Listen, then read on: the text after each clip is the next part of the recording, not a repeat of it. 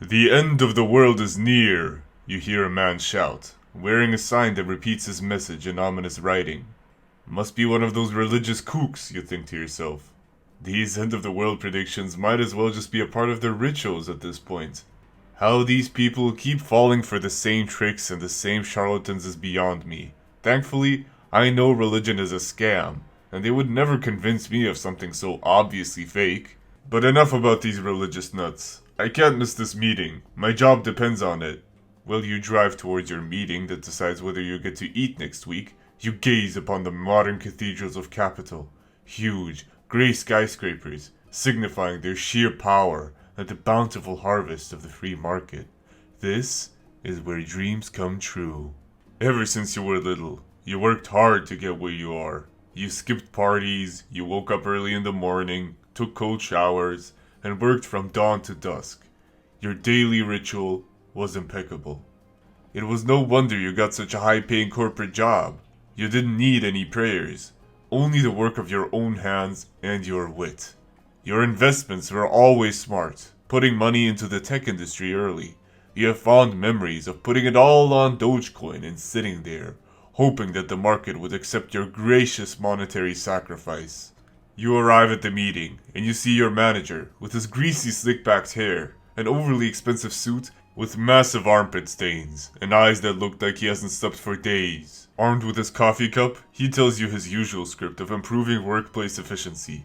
Half of the slides are AI generated, and you can see how he occasionally checks his phone, pretending to text the boss, only for the reflection in his eyeglasses to reveal him asking about bullet points for profit maximization, and how to look very cool without accidentally looking gay. You occasionally chime in with, "It's all about hitting the right balance," and this is viewed as valuable input every single time. You try not to look bored as the presentation drags on for over 40 minutes, even though it could have been a single email. The only thing of note was a rogue grinder notification, which made half of the men in the room check their phones, then quickly claiming simultaneously that they only use the app to find high-value males that can fully focus on the market without being distracted by women.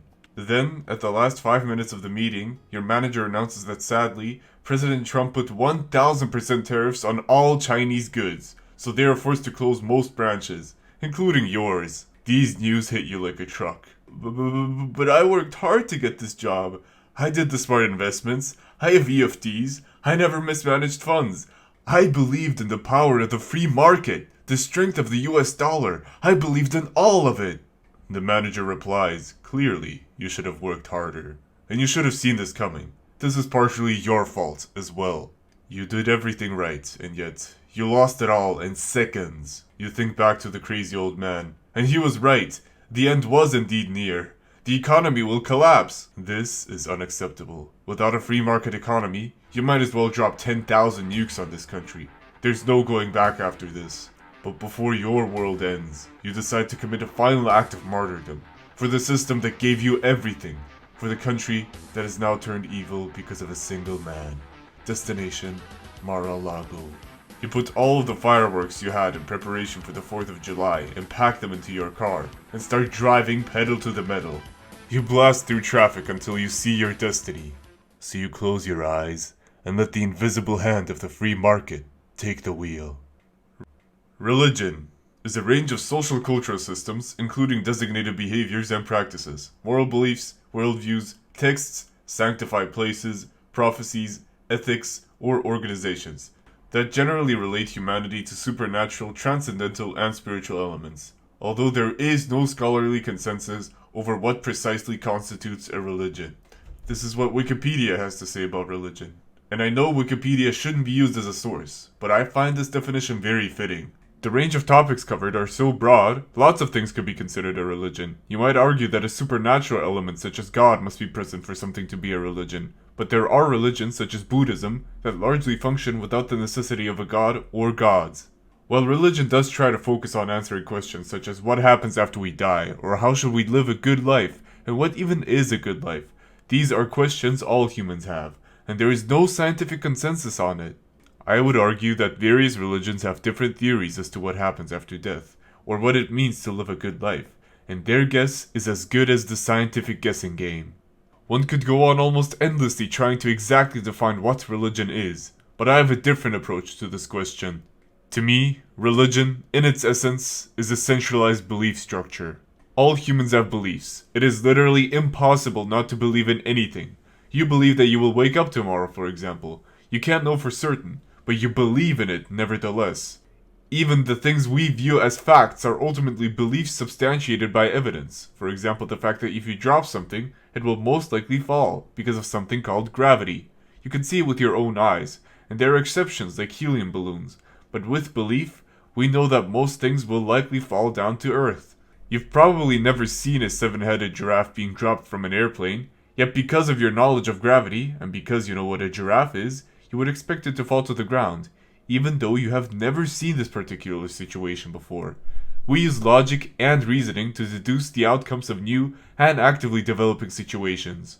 Now, when I say religious propaganda, it's kind of a double wording, like saying chai tea, because in a lot of religions, part of their mission statement is to spread the beliefs onto others as far as possible. To them, it's not even propaganda, because their practices have existed for longer than the term propaganda. To them, they are simply spreading the truth. So, you might think it's very obvious to spot religious influence in propaganda, but actually, it has been deeply ingrained into our public consciousness, and the belief structures remain active in our society to this very day, even if we are not aware of it. Religious institutions and structures actively affect us in ways that are difficult to comprehend. Our English speech patterns, for example, are influenced by Christian sayings such as God be with you, for goodbye, phrases like what the hell, this feels like heaven, etc. Many Western institutions in particular have religious and Christian origins. In fact, there used to be no separation of the church and state. But even then, how are beliefs as extreme as certain sects of American Evangelical Christianity so common, to the point where people would sell all of their belongings, even their houses, because someone from South Africa said that Jesus would be coming soon? Well, to understand how a religion turns to extremism and causes its followers to have religious psychoses, we must understand how religion is spread in the first place, since the beliefs didn't come out of nowhere. The people who tend to convert to a specific belief, like Christianity, later in life tend to be lonely or troubled individuals who may feel lost in life or meaningless. Established religious communities can give them a sense of community, purpose, and crucially, faith, something oftentimes more powerful than hope alone. But that's only true for people who convert later in life. They're usually looking for something, or have a hole in their heart, so to speak, which is filled by either the religious belief or the religious community. And of course, once you're in it, then all of the, let's say, more wacky parts of the specific sect can begin. But in certain parts of the world, in our case, the Bible Belt of the US, there is a cultural hegemony of evangelical Christianity. So as soon as children are able to think, they are exposed to the general ideas of the belief structure. Then it becomes second nature to them. These people are born into the belief, forged in it, molded by it. They are raised with it since childhood, and they have been dogmatically convinced that their worldview and what they believe in is unquestionably true, and anyone who doesn't see it that way is simply blind to the truth. The Bible is more than vague enough to leave room for a ton of interpretation, and there are people out there who use malicious interpretations of the Bible, or of a religion as a whole, to propagate their way of life. What they see as right, and even as a justification for conquering all that doesn't align with your specific beliefs. And these Bible interpretations can be so divorced from the original meaning of the biblical text, you can add beliefs that should, in a healthy mind, cause massive cognitive dissonance. For example, Jesus loves everyone, except for trans people. Clearly, if there are exceptions, then his love is conditional. And this is really easy to understand for someone who doesn't use indoctrinated logic. The question isn't whether the Bible actually has hidden text passages about trans people and how you should feel about them. The real question is, how do so many people get caught up in fundamental, axiomatic beliefs that contradict each other? Let's try to break down the very essence of beliefs from a psychological perspective. Most beliefs are usually based on pattern recognition. You believe in gravity because when you drop something, it falls down. You know, extremely basic stuff like this. Our lived experience and pattern recognition abilities are the basis of our belief structures. This can result in thought patterns, where you start to believe in things you haven't seen with your own eyes. Now, a lot of our decisions and beliefs are heavily influenced or even partially based on our emotions. Even though we've never seen a dinosaur with a human head before, we would probably run from it because it is scary, and that which is scary can hurt you. Now this is all fine and dandy for survival. The problem is, our emotions can be manipulated. To make you believe in divinity, for example, All a person would need to do is to make you feel a specific feeling and attribute it to Christ. This is also why people who are in a bad place are so vulnerable. They probably haven't felt good emotionally in a long time, and suddenly they experience this deep sense of love, which is then attributed to Christ. Or a religious sect actively uses the feeling of shame as a weapon to condemn anyone that breaks the rules or does something that they view as wrong.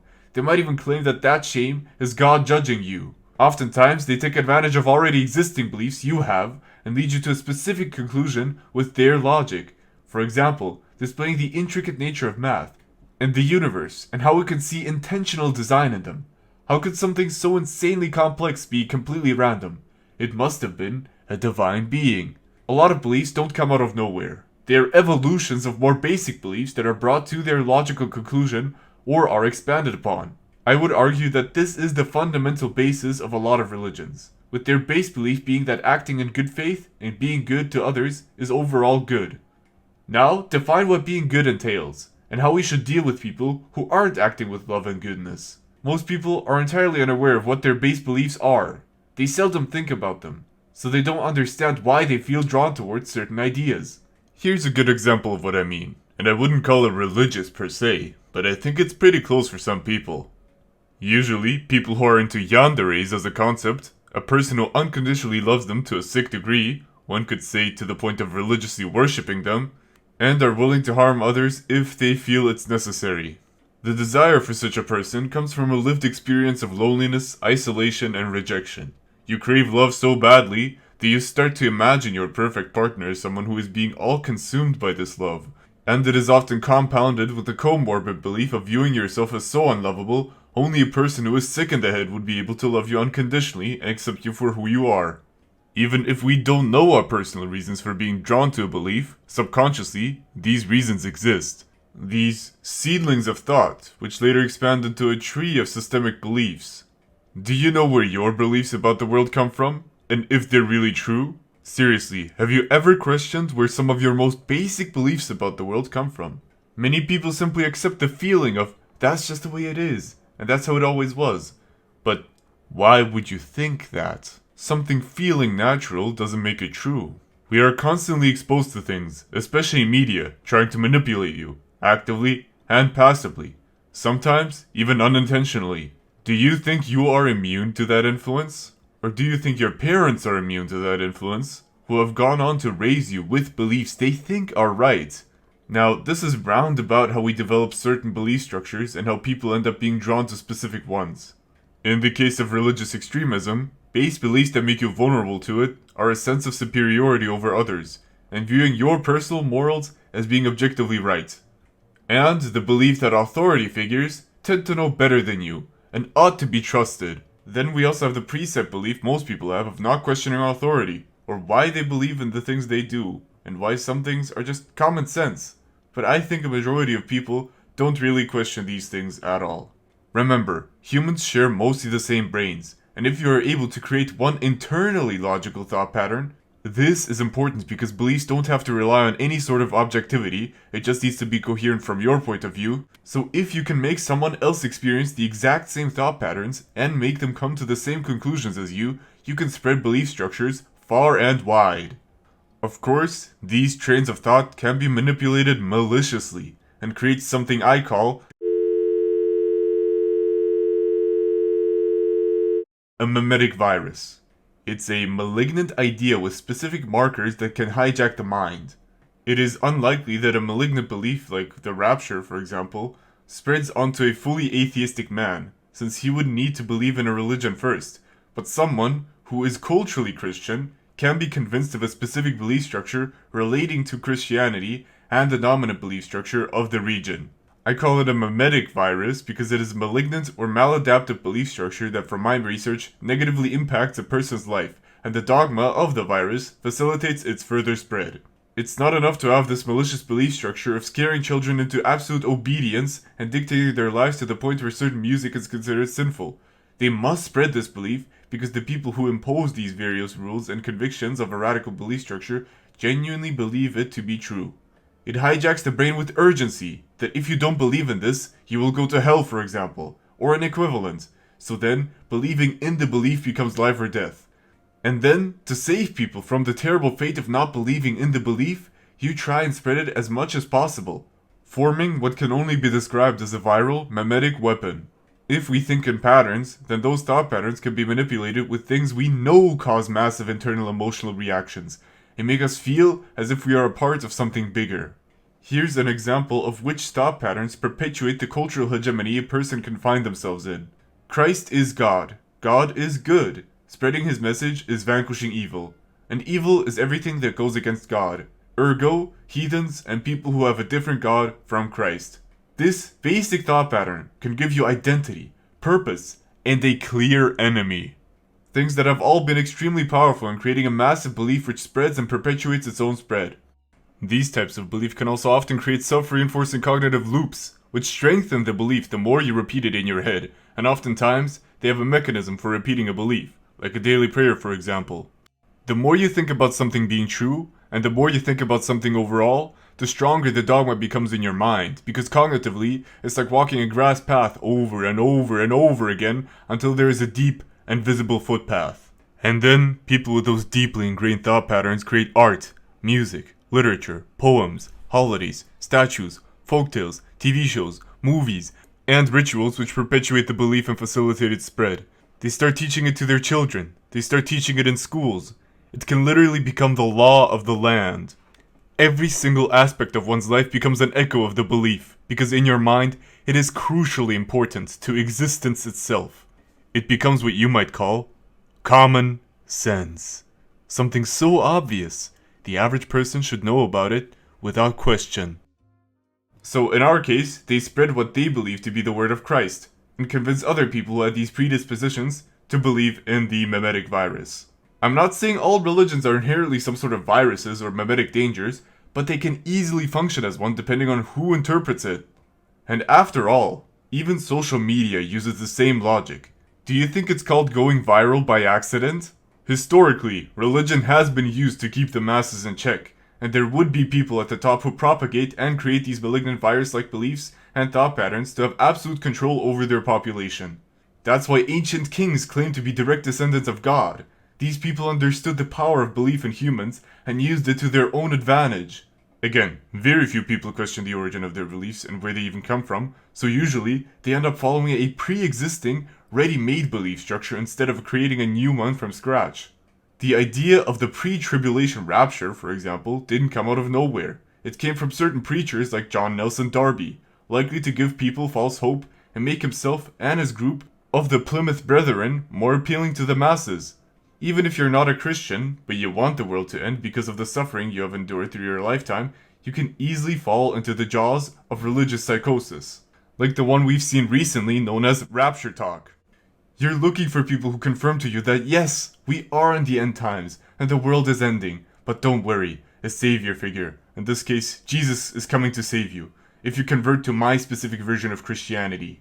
And here's what's really evil about this. Christianity actually contains some good ideas, and even better dogma, like the belief that we should love one another deeply, and that there is this magical, mystical, all-knowing force out there who will love you unconditionally and will forgive all of your sins.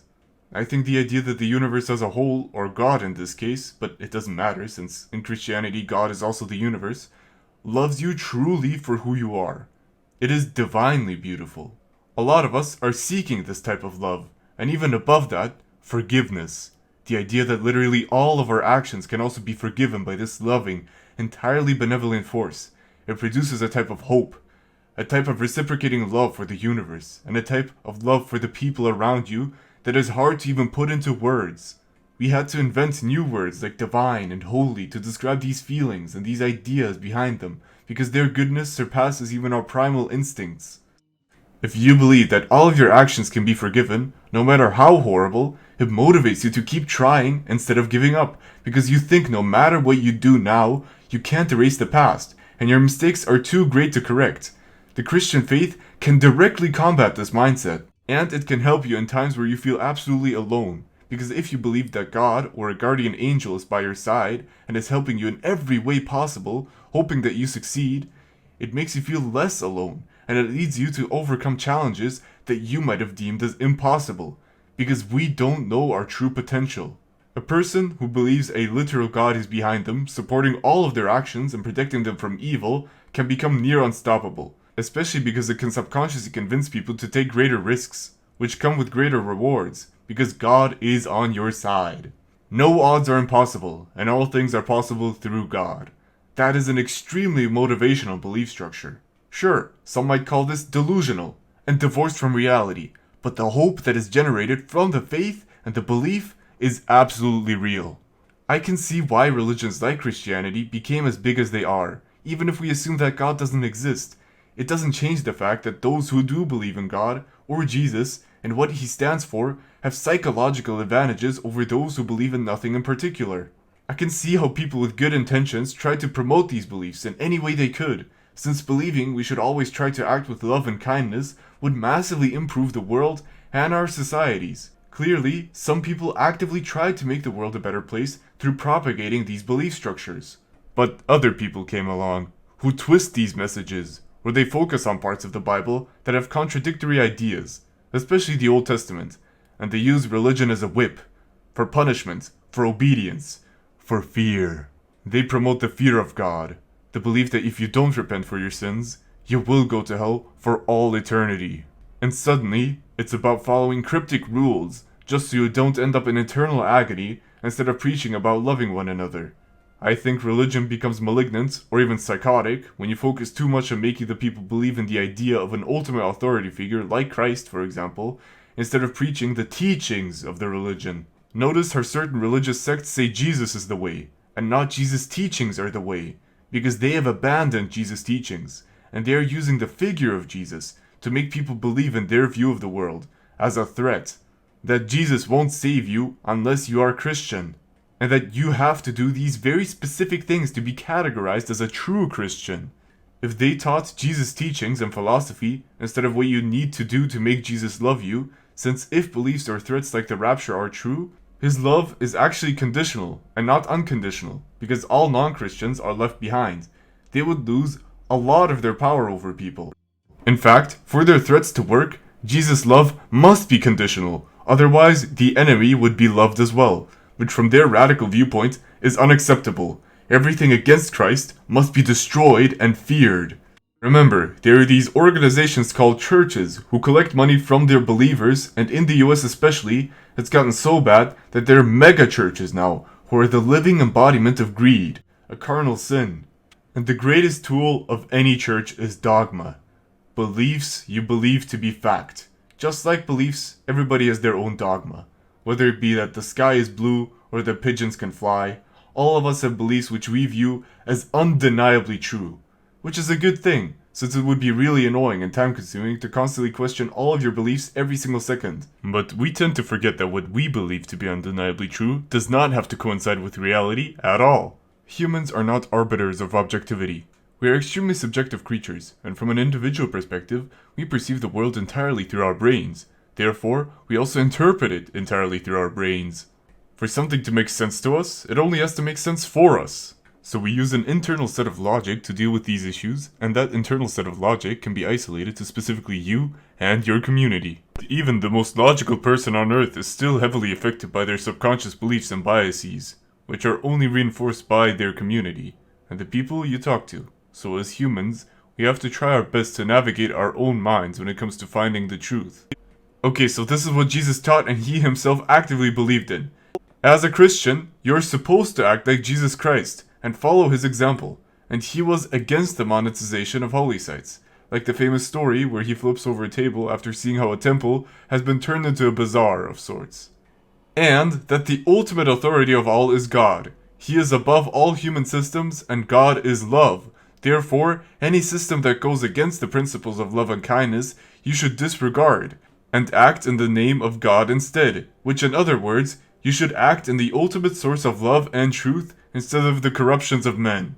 And how did we get to a place where Christianity is associated with the hatred of queer people, trans people, immigrants, Native Americans, black people, Arabs, other Christians, and the list goes on? This is because massive religious institutions teach an alternative interpretation of Jesus, that he is God, he is the ultimate authority, and anyone that goes against Jesus as the ultimate authority is an enemy of God. And because they are our enemies, we should not treat them with the humility we do to our neighbors. They basically established a religious hierarchy in which God is above all, but certain church figures like the Pope or certain miracle pastors, for example, are representatives of God's will, and that you should listen to the enlightened representatives of God and act in their will, since their will is God's will, and basically be loyal soldiers of God. They have strategically narrowed who they view as a neighbor to fit into their pre-established bigoted views, and they believe there is a very specific way to live as a good Christian, and anyone who deviates from this ideal Christian lifestyle is satanic. This happens exactly because the religious authorities of their community teach the religion through a filter which can distort all Christian values and create a belief based on the hatred of all things you consider satanic, which are most things, instead of your core principles being focusing on God's love within all of God's creations. They can basically add any rule they want to this filter, since logic and internal cohesion become irrelevant when faced with an ultimate authority whose machinations cannot possibly be understood by mere humans. So you can claim that heavy metal music will send you to hell because it is satanic, and everything that is satanic is evil very easily. There are hundreds of even more ridiculous examples, but despite being ridiculous, the ultimate authority is always right, so the people who believe in this don't think about it too much, since God knows better than them, and their priests know better than them as well, since they are closer to God. These filters are extremely powerful when you combine them with culturally homogeneous social norms, which are enforced by the omnipresent threat of the ultimate, all-seeing authority figure, potentially sending you to hell if you deviate from the filter hard enough. In the right community, even the outlandish can become common sense, and this is how we also get so many myths and rituals that are specific to one area of the world. But the most important thing to remember is just because a belief is popular, that doesn't necessarily make it true. Even in science, we don't have the full picture, so we always operate on some level of dogma. And there is a constant spiritual war going on to make you believe certain things, and some people want you to believe in them so they benefit, while some people want you to believe in things so you benefit. Things like the Rapture probably seem silly to an outsider, or even just a regular Christian, since pre-tribulationist Rapture believers are a rather fringe group. But now apply what I have told you about belief structures to political ideologies and beliefs. And now it gets serious, because the religious communities I have just been describing 5 minutes ago is how many Christian nationalist factions act in the US. There are political beliefs out there who work like mimetic viruses, like fascism for example. And once you understand how religious beliefs and dogma functions, politics are not too far off. I'd go so far as to say that they are more or less the same, and the most convincing ideologies function like a religion. Maybe you, the viewer, are free from all of these radical dogmatic religious beliefs to make you obey, but are you free from the collective cultural hegemony we have been subjected to? Which political beliefs are out there that were not made for your benefit, but for the ones who write the rules, the kings so to speak? And which beliefs benefit you, the viewer, instead? I'd really like for you to think about it, because while it's funny to laugh at some crazy Christians that believe the rapture is always coming tomorrow and that Jesus is coming to save them, how funny is it when there are people out there who believe the invisible hand of the free market is coming to save them and put them into prosperity instead of poverty? Especially considering the invisible hand of the free market has magically possessed Trump to give $40 billion to Argentina and their radical libertarian anarcho-capitalist president because their free market ANCAP dream collapsed. But that was just a recent example. First, let's clarify something. Now that term, religious extremism, it is rather intense, and just so that we are on the same page, the word extreme in this context is used to describe beliefs that are on the very edge of the spectrum, so to speak. So, someone willing to die for their belief could be categorized as extreme, or someone who follows the principles of the belief to a T, while never questioning the authority of the belief. In fact, they punish others for even questioning the holy and divine authority of the belief.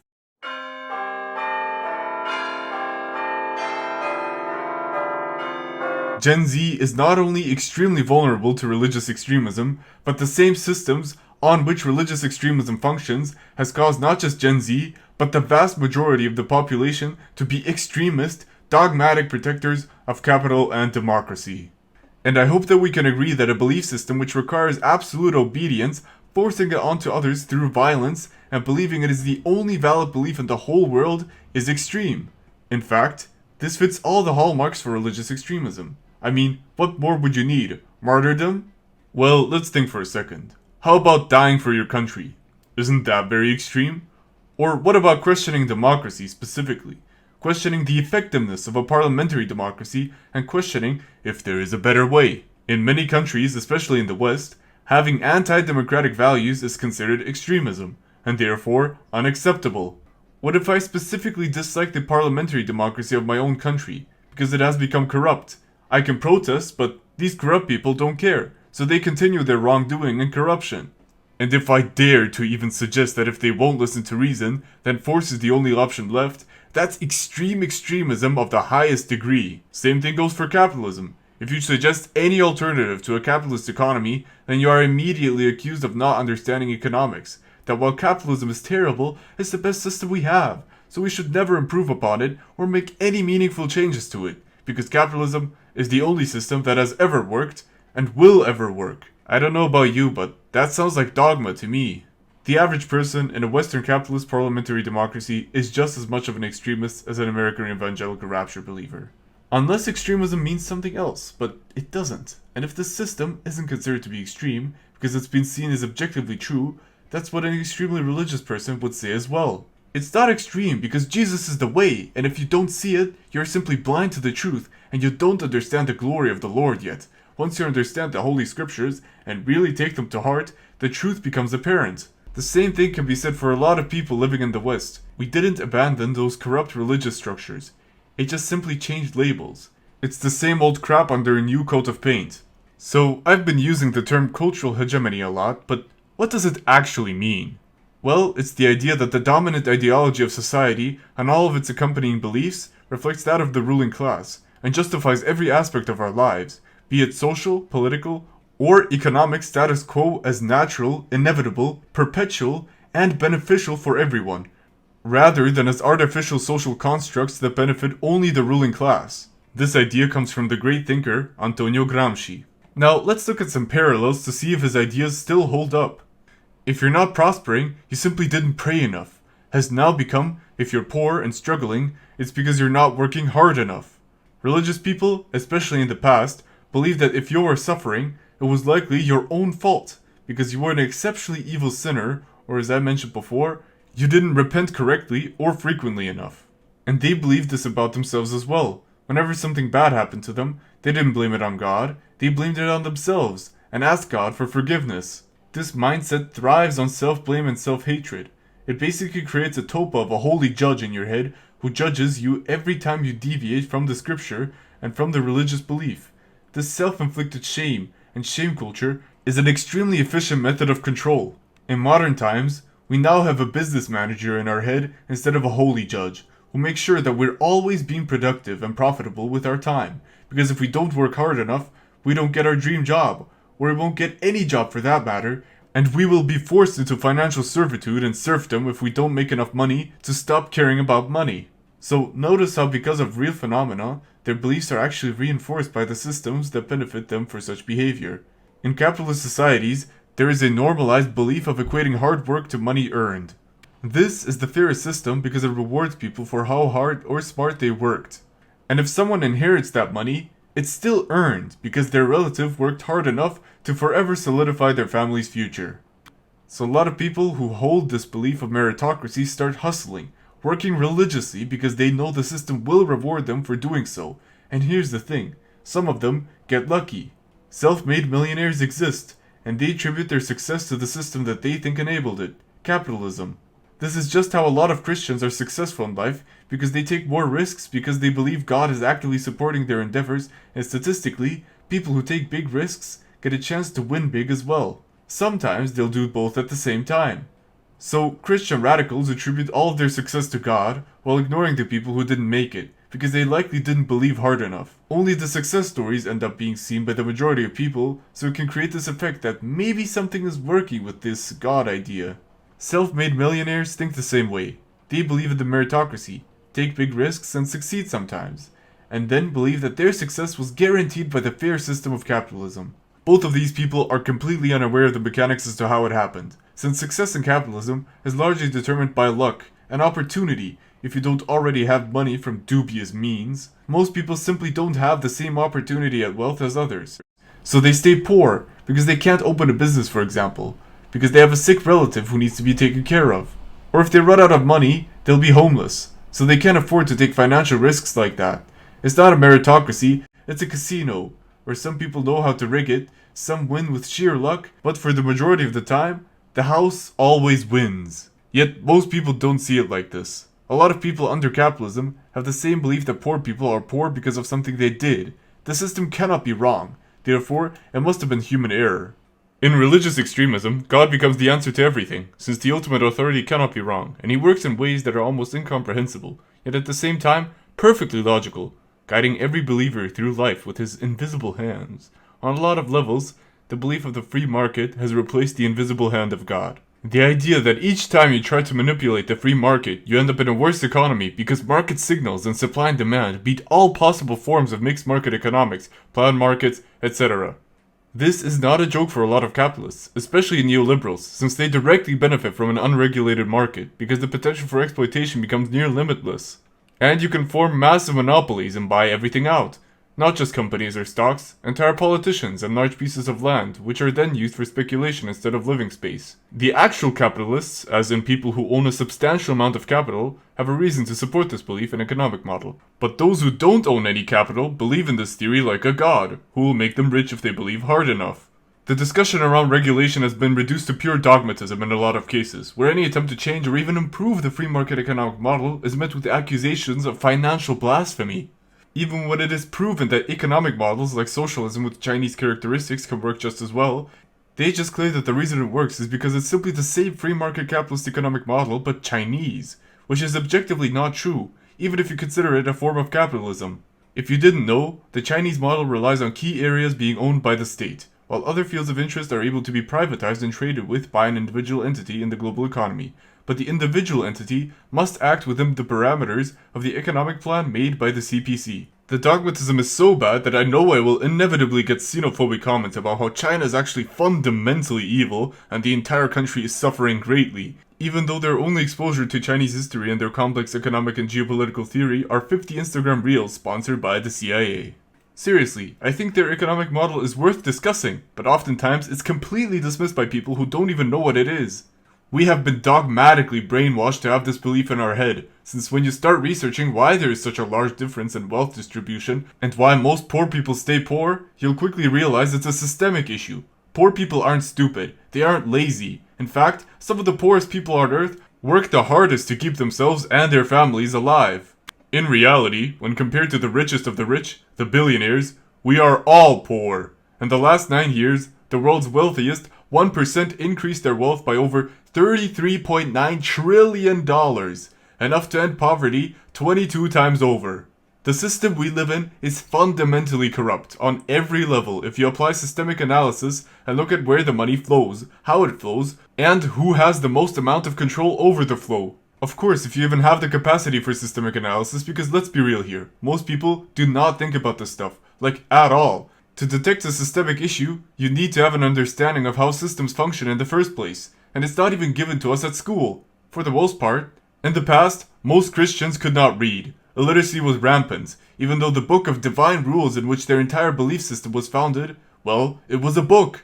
They were unable to read the actual contents of the book for themselves. And certain priests and religious authorities took advantage of that, and they could impose rules that weren't even in the Bible. While we have become literate as a society, financial and political illiteracy is still absolutely rampant on a massive scale. People who are actively benefiting from neoliberal economic policies and principles like trickle-down economics use the lackluster financial literacy of the masses to make them believe this is just how the economy works, and that this is the only economic model that works. This is also why a lot of people who have no understanding of economics whatsoever will claim that they are in the right, and will categorically attack anybody who suggests alternatives because they have experts who have vested interest in capital backing them up. It's honestly shocking to me just how little the average person knows about the rules and functions which dictate their entire lives. You want to be apolitical or unpolitical? Well, your life is political, regardless of how you see it, especially if you live in a political system. It's in the name, a system of politics. And the politics of church and state used to be one and the same. If we really want to understand our current mass belief structures, we have to look at the past to look for their origins. And the church used to be a system of control. The way religious zealots act is not just because of a singular belief. It is a set of comorbid beliefs which bounce off of each other and make each other worse.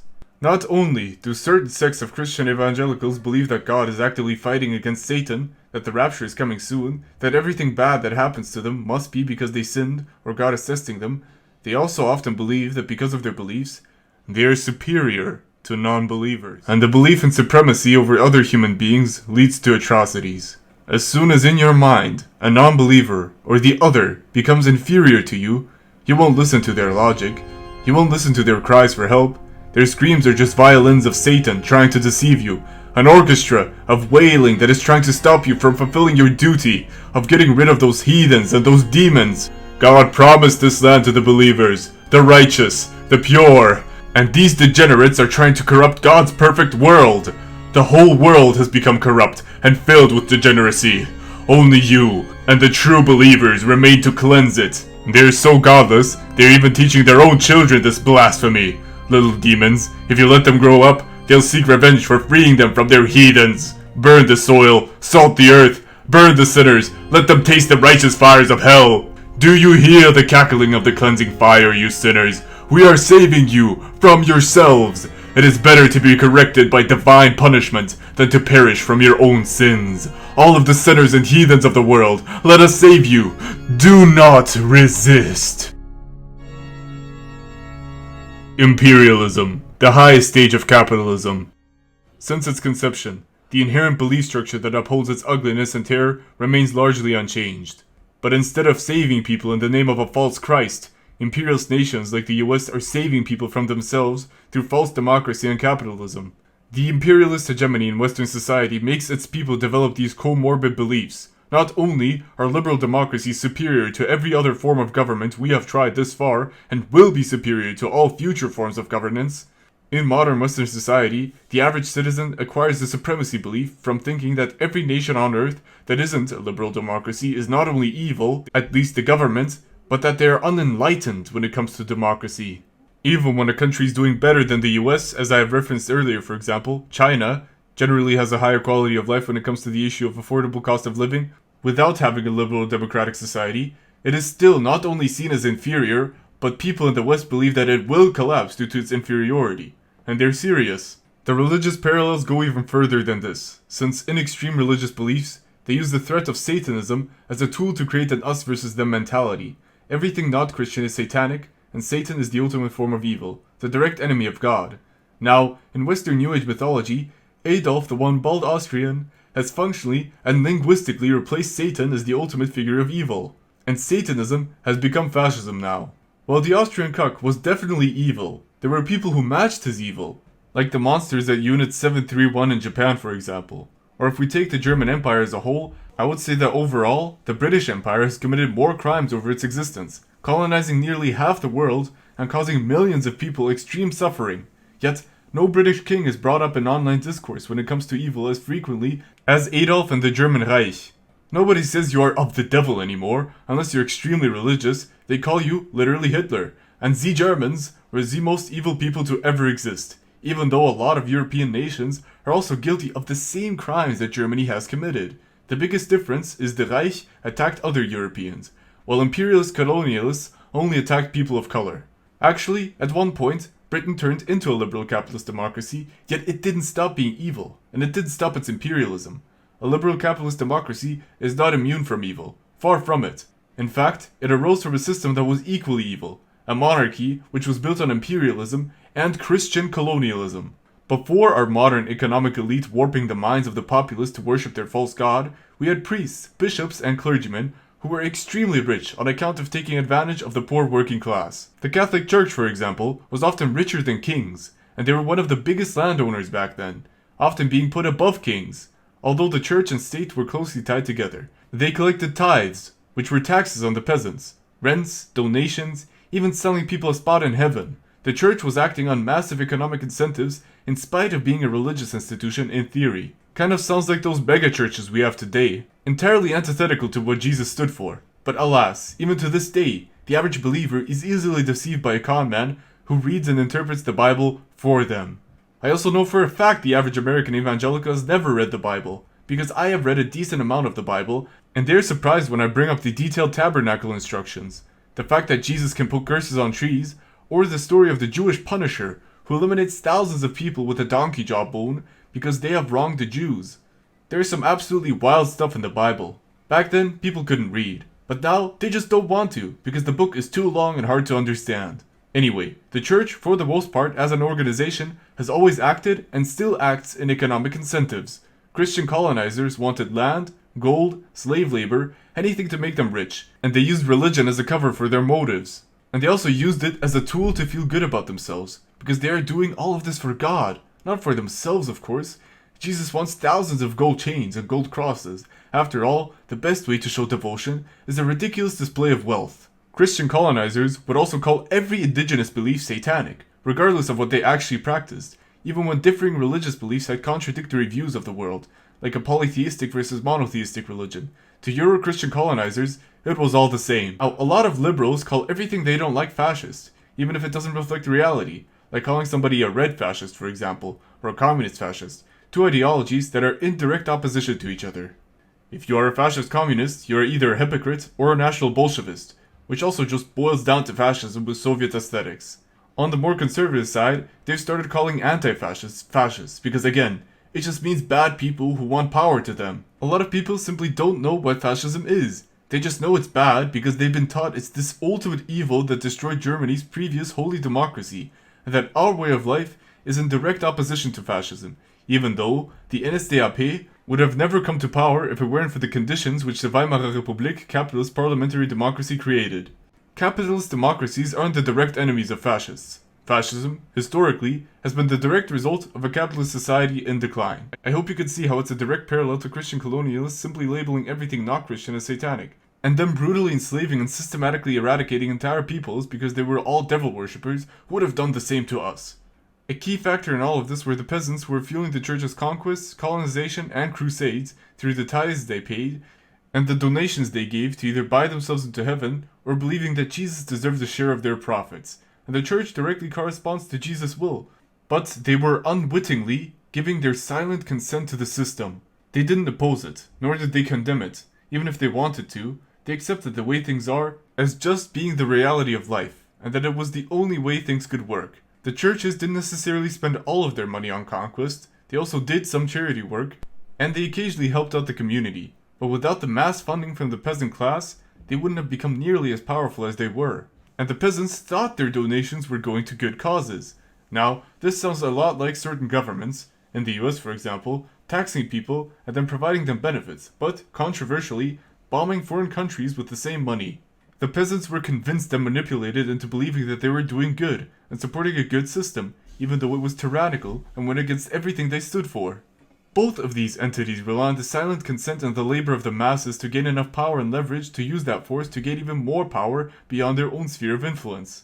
And they use coercion, with threats of violence if you dare to disobey the system or deviate from the hegemony, since even during the church days, there were peasant uprisings against the system, but they were met with extreme force to crush them. The key word here is compliance, a contract you signed which you aren't even aware of, and that contract is passed as the natural law of the world. To question the exploitative contract created by certain churches and reinvented and kept alive by the capitalist oligarchs is to question life itself. You work for the cathedral, either that of capital or God, and you give your money to them and your labor. And if you don't want to be a serf, then you starve. And if you want to rebel, then you can meet the enforcers of the system. And over the years, they made sure that the serfs became reliant on the system's survival to be able to live themselves, to make you dependent. The church isn't a man-made organization, nor is capitalism a man-made economic structure. They are both the rules of nature. They are how the world works without question. They represent God, and basically are God. In spite of all the hypocrisy, since you might have noticed that just as the imperialist Christians who had "thou shalt not kill" as one of their 10 commandments, the West with their human rights laws and denunciation of political violence has been just as lenient and hypocritical, while genuinely believing they are the good guys. No matter how much they try to pretend they are the good and peaceful guys, they believe in supremacy, that their way of life is enlightened and the best, and anyone who hasn't caught up to their way of life is still developing. This is why to this day, they tell Native Americans that they gifted them civilization, but a lot of them did not want it.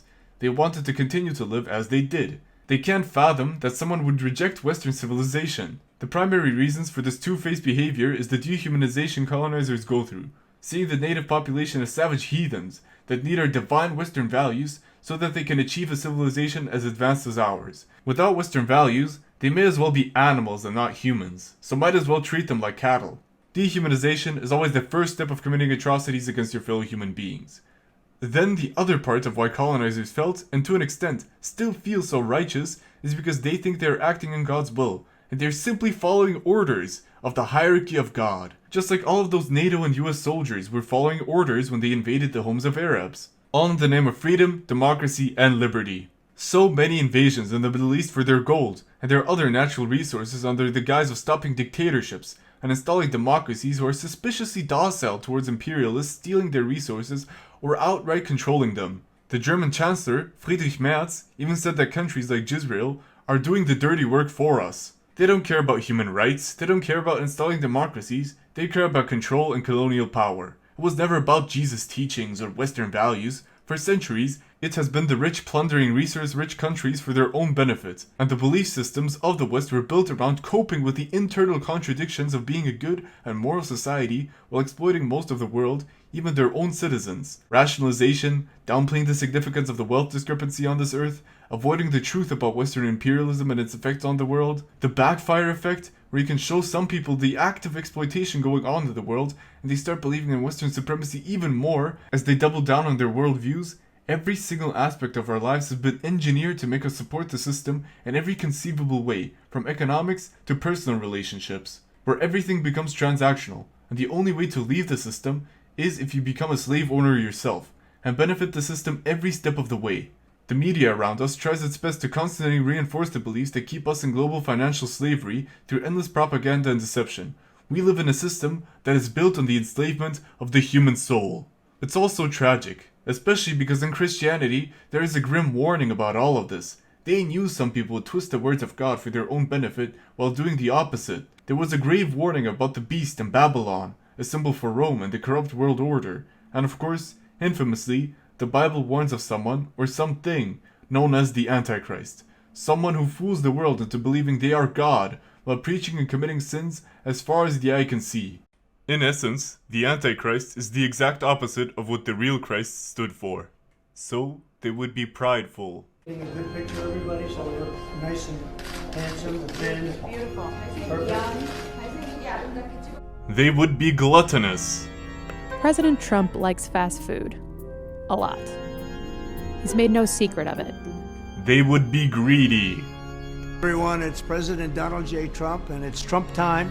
Check out this red beauty. It's one of my new watches. Wear it proudly on your wrist. And They would be envious. Hey, China. China. China. China. China. China. China. China. China. China. China. They would be lazy like a sloth. They would be full of wrath. I hate my opponent. And I don't want the best for them, I'm sorry. And he would be filled to the brim with lust and the desires of the flesh instead of the pursuit of the immaterial. Ladies and gentlemen, the man the Bible warned you about, the leader of the free world, Donald J. Trump. I mean, come on. He even has a golden statue of himself outside the White House, like the golden calf in the Old Testament Moses story. The parallels are ridiculously clear here. So, how can a man, so devoid of Christian values and principles, to a comically absurd level where you basically have to try to be deceitful and hypocritical on purpose, represent the emerging trend of the US known as Christian nationalism? Religion and politics is and always was intertwined, and with the newest US administration, we have seen an absolute spike in Christian nationalism. Here's what you have to know about it. Christian nationalism is antithetical to Christ's teachings. Instead, they are the result of the belief in nationalist supremacy. See the pattern? That Jesus is the way, and anyone who disagrees gets murked. People who never question authority are extremely vulnerable to propaganda, and it is no wonder that a lot of the population, especially the ones who are older, have been radicalized to such an extent. But why do so many American Christians support Trump and the whole system behind him that is making the actual decisions, if their actions and decisions constantly go against Christ and what the Bible teaches? It is because they either subconsciously or consciously believe that the people and the government are representatives of God's will. Therefore, they must listen to them no matter what. They see these people as prophets, protectors of their faith, and enlightened scholars, mainly because these politicians parrot the things Christian nationalists believe in. This is also why Trump and a lot of his goon squad are accused of being grifters. Because they are. Trump isn't even Christian.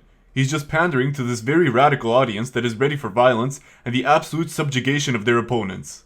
And because the nationalists view these people as representatives of God and of the holy world, they cannot be wrong. So even when their policies reduce the standards of living and make life worse for all Americans, the people in charge cannot be wrong. They can never be wrong, because it would imply God was wrong, which is impossible. Therefore, there must have been a variable that changed, and that variable has been sold to them as immigrants. It is those heathens that are causing so much suffering in this country. All the people who called this a cult were right. It functions like a cult. The only thing they got wrong is that Trump is what caused the cult to form. All he is a charismatic leader.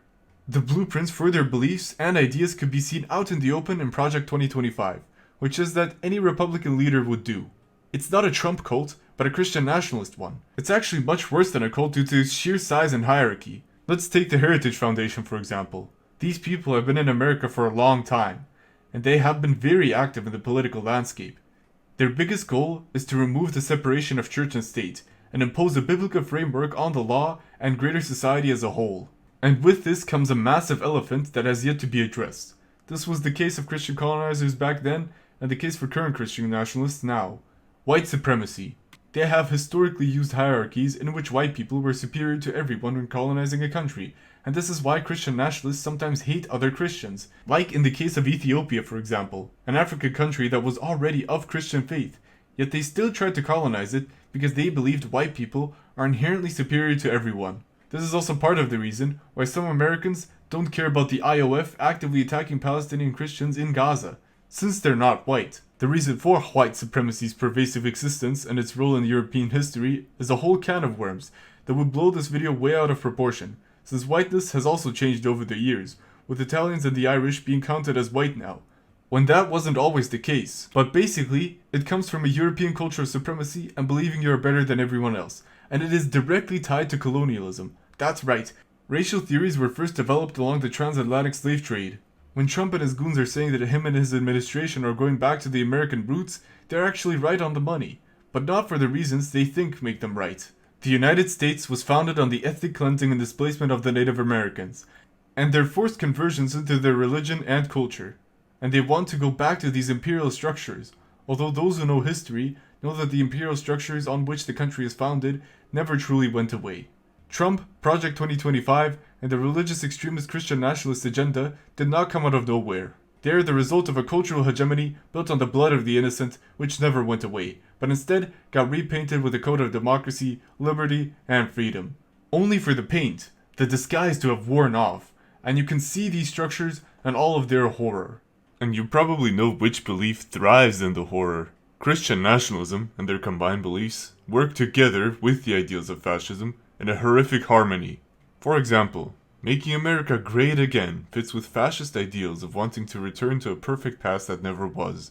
Fascism benefits greatly from nostalgia, because in its core ideals, they believe that society as a whole has become degenerate in every way. The Christian Americans had their perfect way of life, and it was ruined by the disgusting progressivism of the left, in which girls can be boys now, black people aren't cattle anymore, and I can't beat my wife into submission. The only way to get rid of this degeneracy is to go back to the time when things were great. Go back to our traditions, our roots. You know, slavery is permitted in the Bible, and the founding fathers weren't against owning slaves either. Seriously, there have been Christian nationalists advocating or downplaying slavery. And if we had the authoritarian control over the general population, akin to a holy monarchy, militarism, belief in a natural social hierarchy in which white Christian men are on top, just like God intended, and a subordination of individual interests for the perceived interest of the nation or race, these beliefs all work together with Christian nationalism. You just gotta replace wokeness with the devil, and there you have it. In fact, Christian nationalists, in theory, can claim that they aren't fascists because a lot of their beliefs predate our modern understanding of fascism. Leader worship, for example. To them, their leaders inherently represent God, so of course they deify them. We have to understand that a key factor in understanding people's beliefs, even evil ones, is that they view themselves as the good guys, And for that to be possible, they have to follow this absurd logic where eradicating evil is more important than doing good deeds and loving people. This is also why the types of people who think like this unironically like Warhammer 40k as a mythos to their political ideology, and why they have a tendency towards loving crusaders. They want the fantasy of a god emperor to command them to slay evil, which disguises itself as being human, but actually isn't. The core tenets on which their beliefs are based on are fear and hatred. They fear that the enemy is all around them, and is actively pursuing them and their way of life, and they hate everything which deviates from their ideals, so much that they would rather get rid of its existence than choose to compromise to live in the same world together. In contrast, let's look at another common belief in the West that is all about compromise and tolerance. The previous form of so-called rainbow capitalism that the US and by proxy the West practiced was mostly used to keep its population in check. Since they never stopped committing war crimes or invading foreign countries, under rainbow capitalism, the Western population could pretend to show resistance, to make themselves feel better for being subjects of such a cruel regime. This is why the quote-unquote left in the West doesn't start revolutions, doesn't overthrow the government if the government oversteps its boundaries, or does objectively evil acts. All you need to do is to vote for the controlled opposition we have planted for you. You know, it would be such a bother to destroy the system, so why not reform it from the inside? If the Western left, in parentheses, posed an actual threat to their tyrannical anti-human, anti-life regimes, then you bet your top dollar that the government would retaliate with extreme force. The reason why the United States government is switching over to the fascist, Christian nationalist approach is because that type of thinking facilitates dogmatic zealots who would do anything for their nation in the name of Christ and Christian values. While the Western liberal left isn't in opposition, they're docile. Too docile to go to war. To convince people to die for your cause, you need an extremely strong ideal to do so, and it doesn't get much stronger than the literal Son of God commanding you to do his bidding, no matter how extreme or violent the bidding is. From the point of view of the US government, this system works perfectly, since their opposition has been conditioned to be docile and their supporters are loyal to the death to them. That begs the ultimate question. How do you get someone out of extremist religious groups? You make them question their beliefs. You just ask them questions and plant seeds of doubt in them until hopefully they realize that they have been deceived and used for evil. If you outright yell at them that they are evil, they will likely dismiss anything you say due to the craploads of psychological barriers they've built to protect their worldview. You need to make them come to the conclusion on their own, so instead of a debate, you would need to talk to them in a leading way. And it will take time until they stop believing in it, and it won't always work, but the seeds of doubt will continue to sprout in the back of their head until they hopefully accept that they were wrong. But, in my opinion, prevention is far easier than treatment, and to build up an immunity to the type of exploitative, imperialist rhetoric, we need to constantly question the hegemony in power, and most importantly, our own beliefs, and to update them according to the situation. That's what people mean when they say keep an open mind. Your worldview needs to be flexible enough to accept new information and to internalize it. If you build a worldview that is based on cooperation, love, and kindness, with zero contradictions within it, you will actually arrive at the same conclusion many others did. In your mind, you also ideally need to be sympathetic to others and realize we're all just people living on this planet together. When you see a Muslim, your first thoughts should be about them as a person instead of seeing them as a symbol for Islam, and that Islam is incompatible with Western society. Funnily enough, Jesus, the real canon Jesus, was right. Love is the way. It might sound cheesy, but it's true. If you see poor people as people like you and me, and not some sloth-ridden psychopaths who want to do nothing and live off of government support, you can see the corruption of the system. And you'll actually be able to talk to them. One of the biggest parts as to why fascists or Christian nationalists or colonizers don't see their enemies as human is because they won't even talk to them. And they won't hear them out and listen to their perspective. The image of their enemies is so warped, they might as well view them as some sort of monstrosities. Once you have seen that the Arabs that were bombed relentlessly by the US had the same hopes and dreams as you and me, and just wanted to live a good and happy life, hatred, based on nothing but their appearance, becomes irrational. In its very essence, this is literally a fight between having your core beliefs be based on love and the desire for all people, regardless of their skin color, cultural background, gender, and their sexuality, to live a good life, versus believing that there is one way to be good in this world, and that is to be white, to be straight, and to believe in the supremacy of your particular beliefs. To fear everything which is different from you, and to believe all people in this world want to attack and destroy them. It's a fight between love or cooperation-based belief structures versus fear or domination-based belief structures. The only true enemies I see in this world are people who believe in their own supremacy unironically. When it comes to the question, should we tolerate fascists if we believe in cooperation? The answer is no. The best way to deal with zealots who want to do nothing but to destroy you is to destroy them first. So try to see the humanity in each person, but if their beliefs revolve around the suppression and oppression of their human rights, then we need to get rid of them by any means necessary.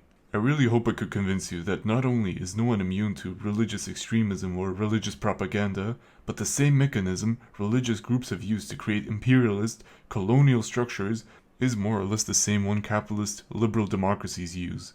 We are raised to be extremists, to subconsciously support these violent regimes, to not rise up against the evil they commit in the name of good, to blame ourselves for our shortcomings, to believe that humans must naturally be evil, when it is actually evil systems created by the economic elite that cause us to act this way. Capitalism, as a system, is based entirely on the cognitive dissonance of the working class to function. Since it is a system that harms and exploits workers to benefit the wealthy, those who own the most capital. If you want to attack the hegemony head-on, reveal the inherent contradictions in capitalist thought and philosophy. Deprogramming the cultural hegemony from yourself and other people is not only possible, it is cathartic when you do so, because suddenly, the world makes a lot more sense, and that in itself is freeing.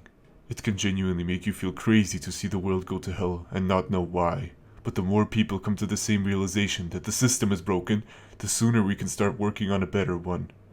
Because the truth is, a better system is possible.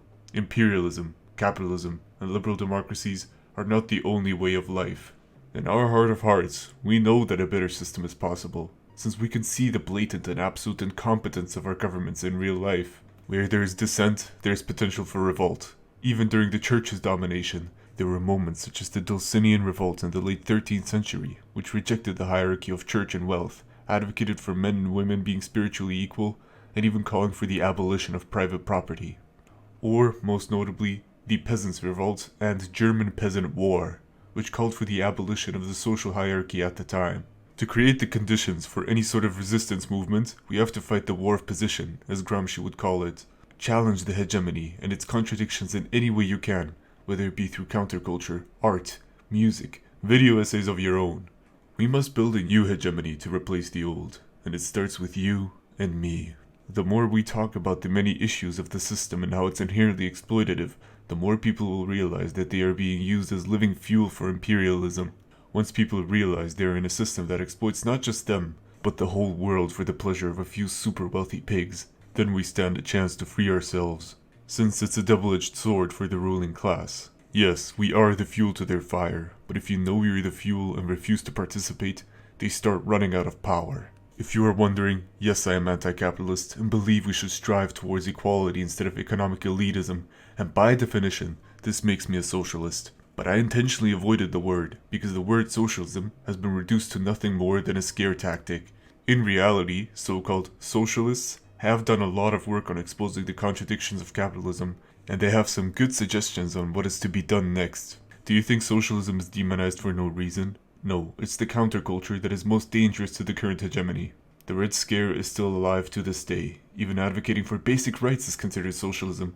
So is healthcare, and so is being against capitalism. So let's think about this. If you despise the system as much as I do, then why shouldn't we look at people who describe themselves as socialists before the meaning of the word was watered down to the point of US officials accusing each other of being socialists while continuing to fuel the imperial machine? We don't have to start from ground zero when it comes to anti-capitalism. For example, this video was heavily based on the prison writings of Antonio Gramsci and his ideas. While he was a socialist, he genuinely is an influential figure in sociology, even if we ignore his ideas and thoughts on capitalism.